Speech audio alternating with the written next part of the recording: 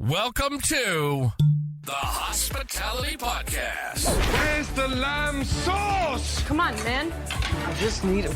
This is the lamb. Where's the lamb That's the lamb. sauce? Presented by Arthur Gomez God damn! I just spent $8,000 on some fucking wine! and Quentin Wind. What are you? An idiot sandwich. So pour yourself a glass because we're diving into the world of restaurants, kitchen and bar. The Hospitality Podcast. Welcome everybody to Waking the Cork. Today, a new episode, always hosted by Quentin Welcome back, guys. and myself.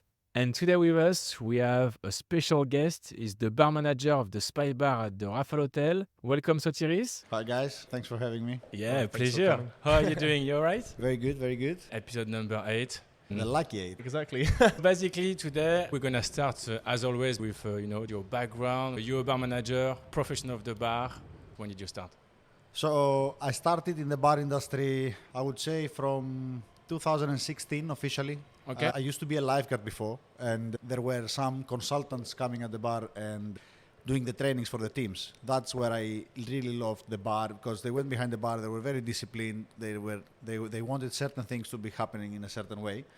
And I said, oh wow, I really love this discipline. And I always liked as well kitchens, but what I didn't like about kitchens is I cannot have the communication with the guests personally. So when I saw that this discipline actually applies in the bar as well, then I got in contact with them to see if they're doing any trainings or if they have some seminars. And they did actually. They did level 1 and level 2, which I went straight away in the city because where I was working was in a countryside, let's say, in front of the sea. So it was basically in Greece? In Greece, where I'm coming from. I'm coming from Chalkidiki. This is North Greece. I'm planning to go to Greece this summer, so we'll talk after. Chalkidiki. Okay. You don't have any choice.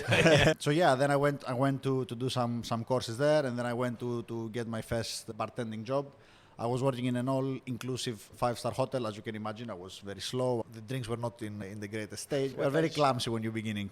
Okay. But then, yeah, obviously growing more, working more, gaining more experience. In 2019, I decided to come to London. Then I had the pleasure to start working at Galvin at Windows with a French mentor, which is called Fred Siriex. Yeah. He was the general manager of Galvin at Windows restaurant. Obviously, I was working at the bar as a bartender on the left side of the building, and that's how everything started for me in London. I consider myself very lucky that I was able to get that job and work with all those professionals, learn so many things, and obviously see the bar world and more specifically hospitality from a different angle. What is hospitality? Because in Greece we do really high volumes. Of course, we're looking after guests, but here, due to the restaurant, which was a Michelin star one, the level was very high. So I saw different things. I saw again different discipline and a lot of rules. But you had in a way to translate everything not in a robotic way. You had to do it as Sotiris, as Arthur. So when I understood that, I loved everything about hospitality. I saw a completely different world and started enjoying my job so much. I was working so many hours as every professional in hospitality. Yeah. But I was looking forward to go back to work and look after people, making drinks and make everyone happy. So you will say that the hospitality in Greece is a bit different than the one we have in UK, in London? The hospitality in Greece, where I'm coming from, it was most likely high volume places. Okay. Big beach clubs. You don't have the time, now that I'm here, I saw what London is all about. I can say that there we don't have the time really to do what we do here. Okay. However, everyone is serving with a big smile, the drinks are great, the qualities and everything are all top level. But yeah, it's completely different hospitality of the one that I believe we're providing in London.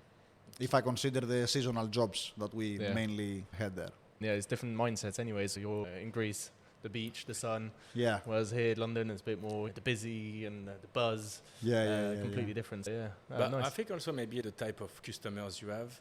Like in London, we have so much different nationality, people coming from different country with different way of seeing the hospitality. Yeah, it's the diversity in London is quite incredible. And when you came from Greece to London, what was the hardest thing for you to adapt to yourself to this hospitality?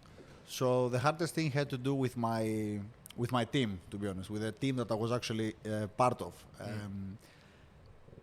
First of all, it was introduced to me the role of the barback. In Greece, we never really had barbacks. We were doing everything we had to do, we were doing our own. Okay. And so when I found out what the barback is all about, is helping the bartender to refill ice, to refill the juices, to refill everything that you basically want, the fridges. While there was the rush time in the bar, I didn't have always the privilege to go back. And I didn't have that in my mindset as well, to go in the back area and say, may I kindly ask you to bring me some apple juice? So I was going in the back area and say, apple juice, please. Lemon juice. Straight away. Straight, yeah, because this is what I needed. And in front, it was madness, yeah. It was full of tickets and we had to do the service. And then obviously after 2-3 days, there were all the barbacks complaining about me to my colleagues, saying, this guy is very rude. And then I love the fact that a couple of my colleagues said, give him some time, he just came in London, he doesn't know how everything works. Yeah. And then when they told me, oh, this is what is expected from you, I'm not sure if I didn't really that. I mean, if I have the time to go back and say all that sentence, may I kindly ask you to, please, then I take the apple juice myself, I go outside and I do the job. So that was one of the most challenging parts since I came in London until I adapt, because I think that adaptability is one of the biggest skills in hospitality and essential, I would say, as well. Oh yeah, definitely. As you said, it's a multi-diverse city.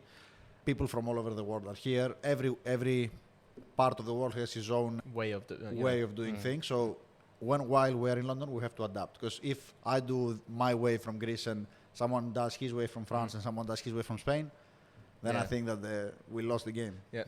Did you travel a bit between the Greece and London? Not at all. I've been once in Manchester, 1 month before coming into London, just to see how is the city there, because I had some friends there, so I was considering to go there. I lived there for 6 months, so it's a different city, but it's a good night out actually. The hospitality scene over there is completely different to London. It's quite. I'm not gonna lie. As soon as I came to London, say how did I consider to go there? But I haven't been there before. I haven't been to London before. Yeah, it's very different. Actually, when I went there, I said, would London look like this as well? I'm not sure if I want to go. And then I came to London and it was all great. It was very different. For me. Yeah. As you were saying just before we start the podcast, you've been last weekend in Scotland, right? Yes. So you've been to Macallan? Yeah, I had the pleasure to visit Macallan Distillery for the 200 years anniversary. They had a show as well that was custom made for the Macallan from Cirque du Soleil. Yeah, incredible experience. Incredible, yeah. How many days you stay? Just one. 1 day. Yeah, okay. yeah. So we went in the morning and then we had a tour of the distillery. We walked around the estate. Then we had dinner and we went to see the show. Oh, that's good. Did you try any? Yeah, we folk tried some cuvée? very rare drums which were incredible. Yeah? Incredible, yeah. Is it one of your favorite whiskey? You would Yeah, say, yeah. It was since Greece. I mean, when I have been introduced to Macallan in Greece, I loved it since the beginning. Then obviously I came here, I saw the brand, and I had the opportunity to work with them before Raffles as well. In your bar, you have some of their whiskey. Yes. Yeah. At the Spy Bar now we have quite a few expressions, but the most rare I would say is the Globetrotter case that we have from James Bond. So they did a collaboration between Macallan and James Bond. So they did 6 decades, 6 expressions of James Bond whiskey. Oh, that's good. Yeah. Brilliant. Or is And it obviously single malt or? Yeah, all of them, of course. All of them. Okay. So how's the selection, you will say, of spirits you have at the moment at the Raffle, at the Spy Bar? So we have, I believe we have a very good selection of spirits in general. We have a big selection of whiskey, and we are working with all brands. So we have some that we work with them for their sustainable practices, like sapling and glass half full as a distributor. Then we have, of course, some expressions from Diageo, from Edrington brand, which is Macallan as well, and some Japanese spirits. And I think the highlight is the vintage spirits that we have from bygone eras, I would say. We have a cognac from 1800s. Oh my, 1800. Yeah. Wow. What's the price for Vintage. that? I think we asked the same question. Yeah, we do serve a cocktail with it. It's called Sazerac de Forge, and we do a Sazerac cocktail, a vintage Sazerac with it, which in the menu we have it at £2,000. £2,000 for the one cocktails. cocktail. Yeah. Wow. How many do you sell a week of these? We haven't sold one. Oh, yet. Okay. That was my next it won't be question. obviously it won't be the bestseller, but Well, we'll put it in the reel actually, this one, because At the raffle with the type of clients you get, I'm sure one day you're gonna have someone who's gonna take it for sure. I mean, there are some other hotel bars with that they have this cognac, and the price is 3 times ours. We have it at that price because we want guests to experience it. We want guests to drink a cognac from 1800s. Yeah. And what do you reckon if one of the customers goes to one of your bartenders, do you think all of you are going to fight for who's going to make it? Yeah, I think that would be between us. Yeah, it would be an internal fight. It's like a football, who's going to take the penalty? Yeah. My responsibility will be for sure to open the bottle. Okay. And then they can do it. I'm happy for them to do it. They will be way more excited than I would be. That's true. And so in terms of cocktails, can you explain a bit to us how's your list of cocktails? Do you have any focus maybe on certain spirits, certain flavors? So the cocktail menu of the Spy Bar is inspired from the history of the building. Obviously the building was operating as a Ministry of Defense from World War I to World War II and so on. Is a building with a massive history, so we take inspiration from all those histories that the building has to give us, and we do in cocktails. An example would be the whiskey mouthwash.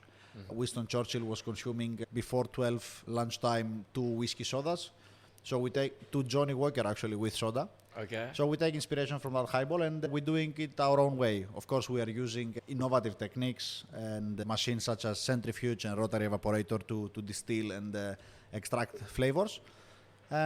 But all the inspirations are, of course, from the stories of the building. From the story. That's funny what you're saying about Churchill, because Paul Roger va have a cuvée Winston Churchill, who's like the vintage cuvée of Paul Roger.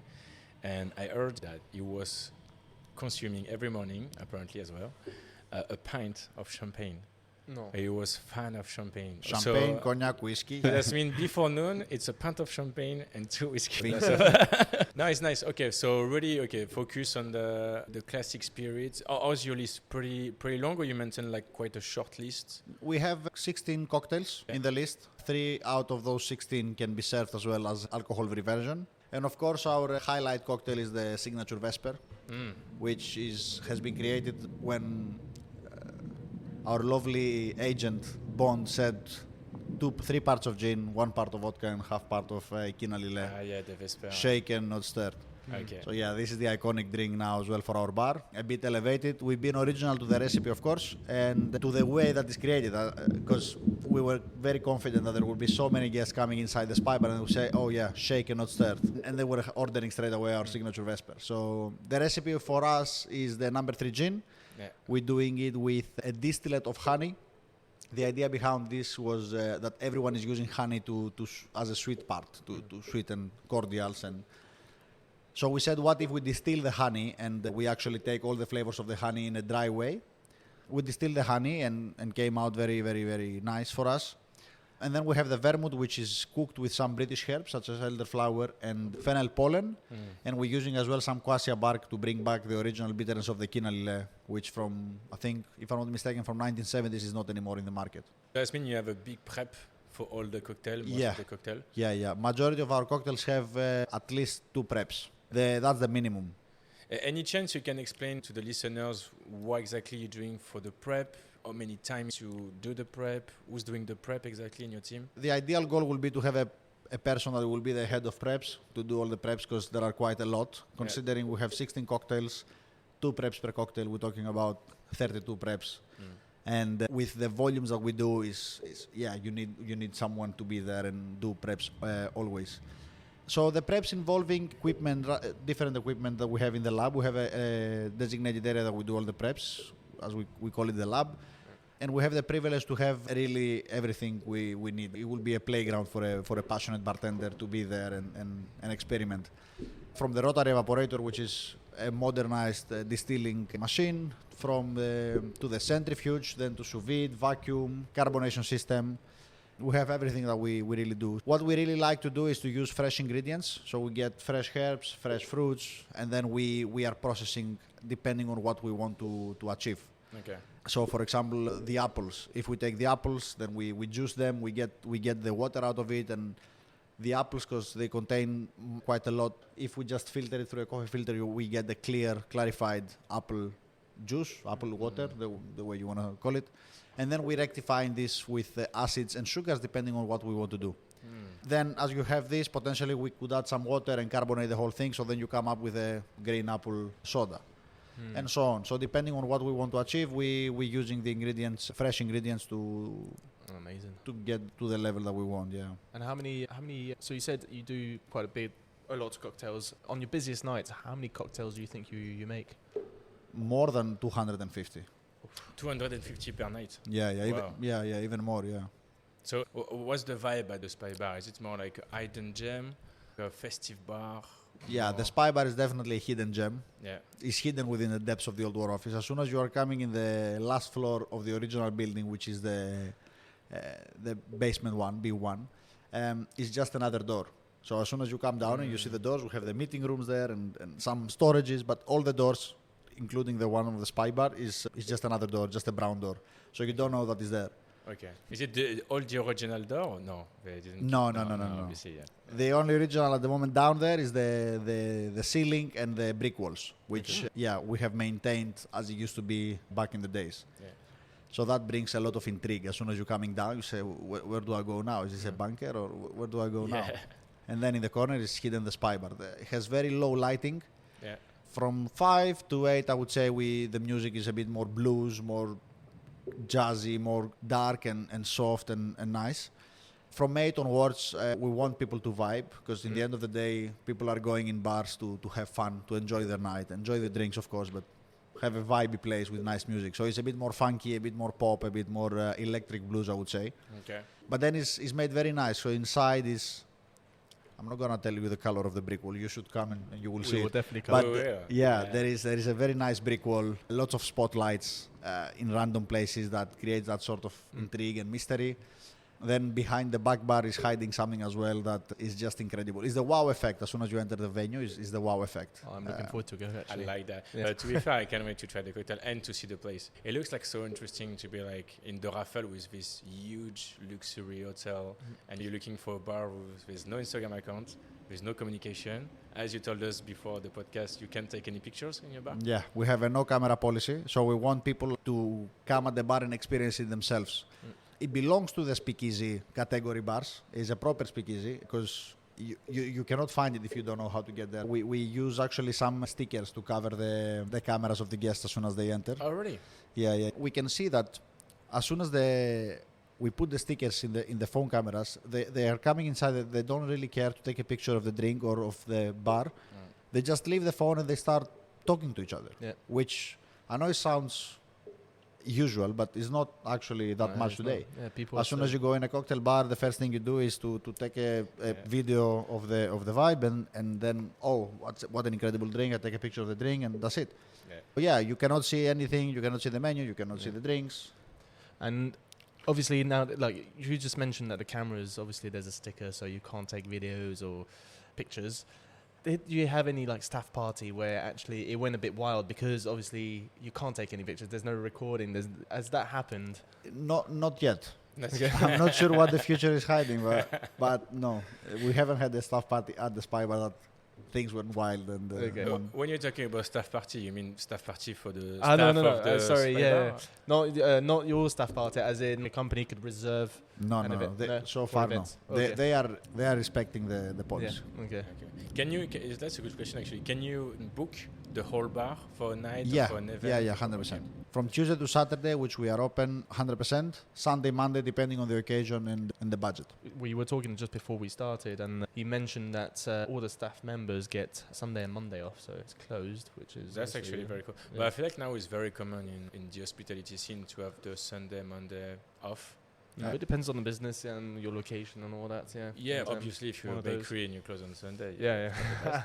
I think this is a bit of the effect of COVID as well. Yeah. Yeah. With COVID, obviously, let's say within 5-6 years, you became manager of a top bar. So it's not very far off, is it? As a bartender, you can really go up the ladder quite quickly. 100%. But I believe that in my case, for example, I was sure that I want to work in hospitality, and I was very committed to grow and progress within hospitality. So as soon as I came in London as well, I started in a university. I finished business and hospitality management, and I was ready, and I'm still ready to sacrifice everything for hospitality, Okay. which is as well quite rare Yeah, it is. out there today. Or again, if it exists in higher roles. So I was working in Hilton. I was for 2 years. I was working 5 days a week, as everyone, of course. And obviously, we were doing a lot of hours. And every night, as a supervisor, when I got my first promotion, I was doing the closing. I didn't complain a single day while I'm doing the closing because I wanted to learn. I wanted to be there with the team. I wanted to be until the end.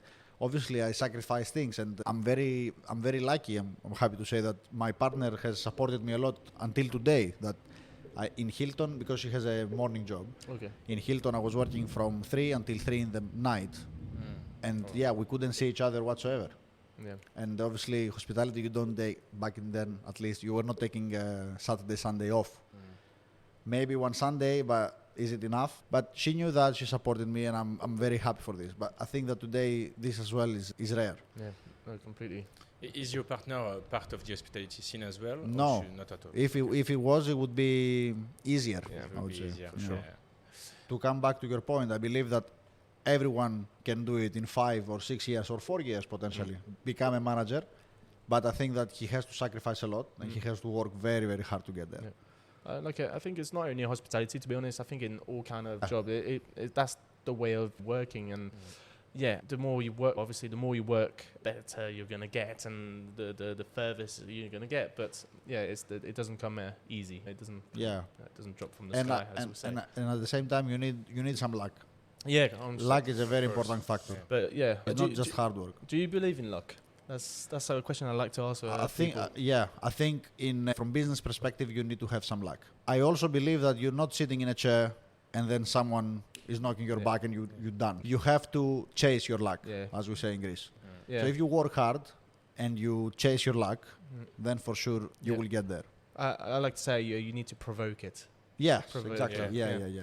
So that you have more chances. The odds are on your side rather than completely. And obviously in the 10 next years you're going to be able to achieve bigger things, probably go a bit higher in the hierarchy. What do you think about working in private members clubs? Yeah, it's not my cup of tea. I like to see every day different people, and that's something that you can achieve in hotels and in bars around London. Even though I respect private members club, I don't think that is for me. I don't think it's my cup of tea.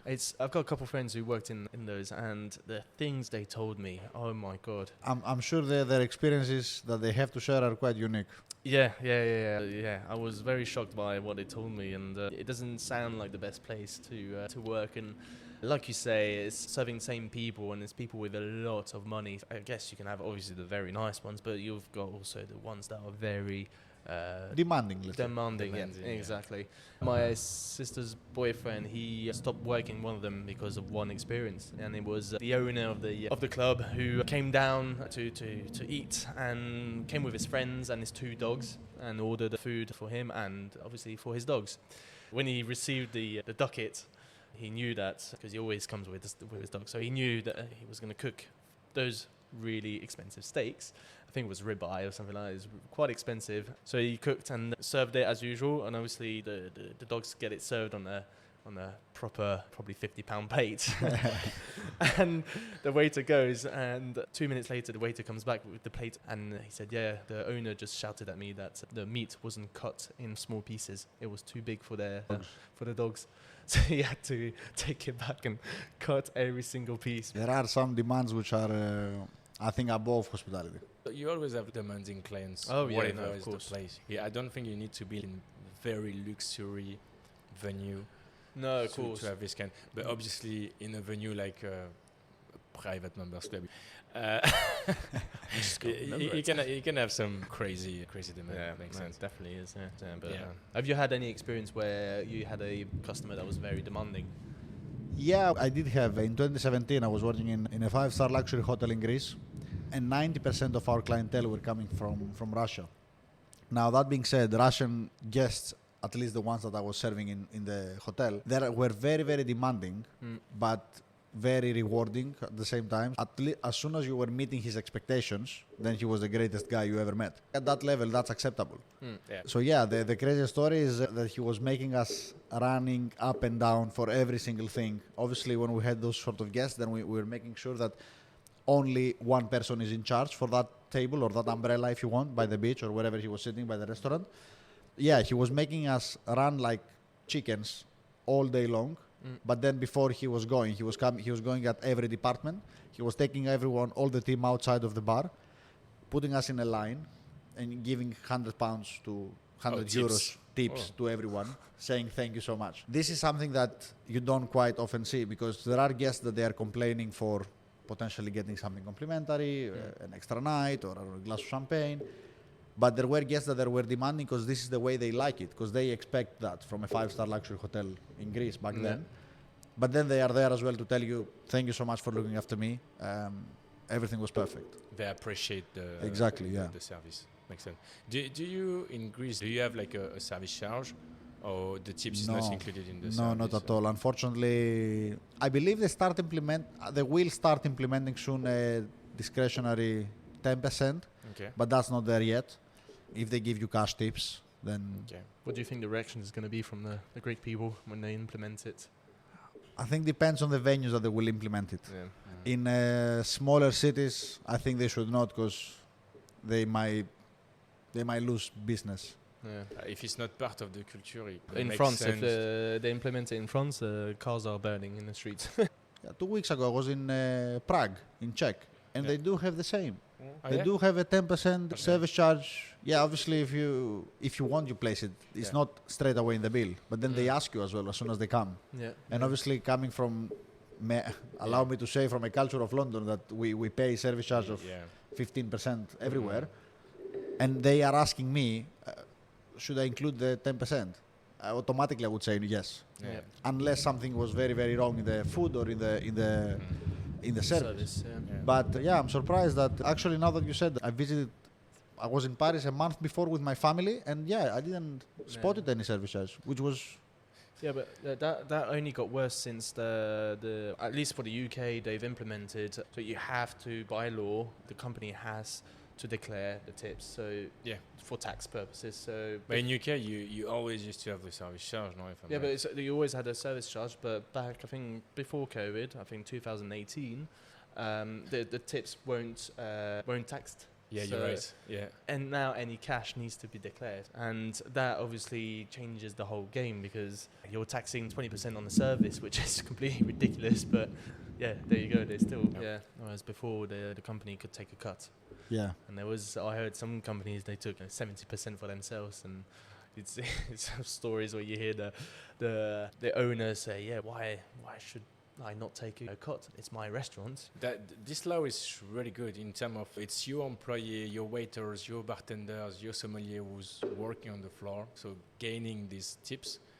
And usually the owner is not working directly on the floor, he's more like as a back office. A lot of owners used to keep a lot for themselves as a tips. If you're keeping more than 50% and you're not on the floor, it's not very fair for the team. I know some day, but it's to repay the broken glasses from the staff.